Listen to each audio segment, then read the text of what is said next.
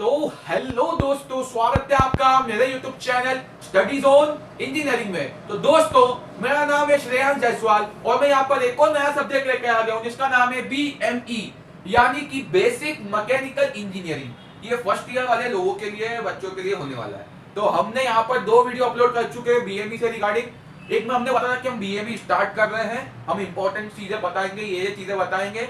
Second video में हमने बताया था कि कंटेंट क्या होने वाला है, सिलेबस क्या होने वाला है। अब ये हमारी थर्ड वीडियो, तो आज से हम पढ़ाना स्टार्ट कर रहे हैं। तो आज का टॉपिक क्या subject, chapter number 1 engineering materials. क्या है चैप्टर का नाम या यूनिट बोल लो, यूनिट का नाम क्या है, इंजीनियरिंग मटेरियल्स। तो इंजीनियरिंग मटेरियल्स क्या होते हैं, इसकी डेफिनेशन मैंने यहाँ पर लिखी हुई है, तो आइए इसे आपको समझाता हूँ। All those material used for engineering purpose, ऐसे मटेरियल जो इंजीनियरिंग पर्पस में काम में आ जाए, उसी मटेरियल को हम क्या बोलेंगे, इंजीनियरिंग मटेरियल्स बोलेंगे। ठीक है, सीधी सी डेफिनेशन है। सबसे पहले आप कॉपी का पेज खोलिए, ऊपर हेडिंग डालिए इंजीनियरिंग मटेरियल्स, फिर साइड में डालिए इंजीनियरिंग मटेरियल्स के डेफिनेशन के लिए all those material use for engineering purpose, ये लिख लीजिए।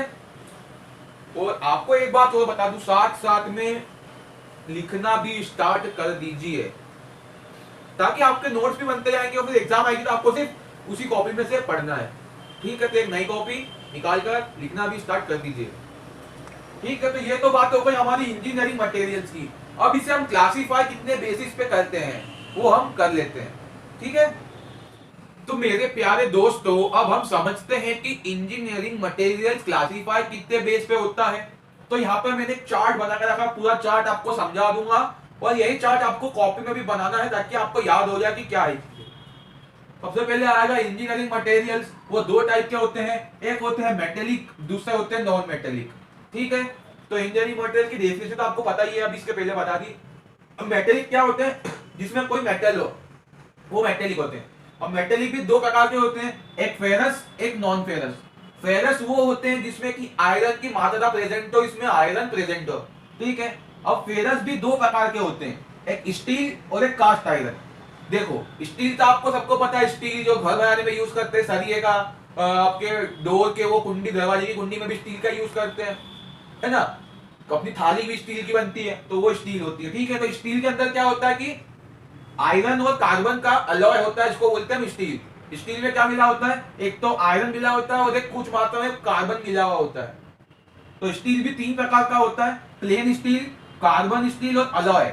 स्टील का अलॉय भी होता है, प्लेन स्टील होता है, कार्बन स्टील होता है। फिर कास्ट आयरन कितने प्रकार के होते हैं, यहाँ 4 प्रकार के निकल के आते हैं, एक ग्रे कास्ट आयरन, एक व्हाइट कास्ट आयरन, एक मेलिएबल कास्ट आयरन और एक डक्टाइल कास्ट आयरन।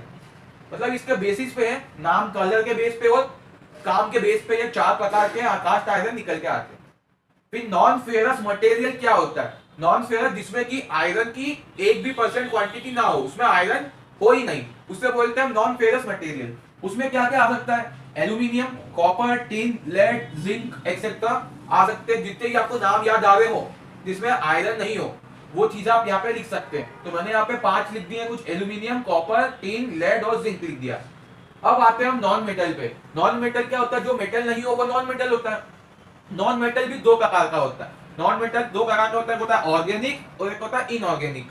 ठीक है, ऑर्गेनिक मटेरियल जो कि ऑर्गेनिक तरीके से बना हुआ हो या तो नेचर से बना हुआ, उसे ऑर्गेनिक बोलते हैं। और इनऑर्गेनिक मतलब जो डिस्पोज नहीं हो या उसको नेचर तरीके से बना हुआ नहीं हो, उसे इनऑर्गेनिक बोल सकते हैं। तो ऑर्गेनिक में plastic, would, paper, rubber, leather, इतनी चीजें आ सकती है ऑर्गेनिक में। इनऑर्गेनिक में क्या होती है, minerals, cement, glass, graphite etcetera. देखो इतनी सारी चीजें आ जाती है। तो ये चार्ट है, इसको आप ड्रॉ कर लीजिए अच्छे से। और ये आपको एग्जाम में पूछ सकते हैं कि क्लासिफाई करो मटेरियल को, इंजीनियरिंग मटेरियल को या मटेरियल को क्लासिफाई करो। तो आप डायरेक्ट डेफिनेशन लिख सकते हैं, उसके बाद आप क्या कर सकते हैं, इंजीनियरिंग मटेरियल का थोड़ा चार्ट बना सकते हैं। फिर आप क्या कर सकते हैं कि मेटेलिक की डेफिनेशन लिख सकते हैं, जिसमें मेटल प्रेजेंट हो वो मेटेलिक, नॉन मेटेलिक जिसमें कि मेटल प्रेजेंट ना हो उसे नॉन मेटेलिक मटेरियल कहा जाता है। इतना लिख देंगे आप। फिर फेरस में लिख देंगे कि इसमें आयरन प्रेजेंट होता है, नॉन फेरस में आयरन प्रेजेंट नहीं होता है।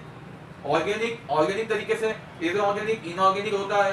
ठीक है, जिसमें कि कोई कार्बन कंपाउंड नहीं होता है उसे बोलते हैं इनऑर्गेनिक, जिसमें कार्बन कंपाउंड होता है उसे बोलते हैं ऑर्गेनिक।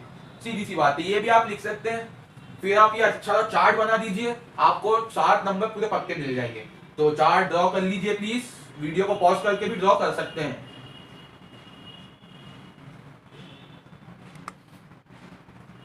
तो आई होप आपने ड्रॉ कर लिया होगा।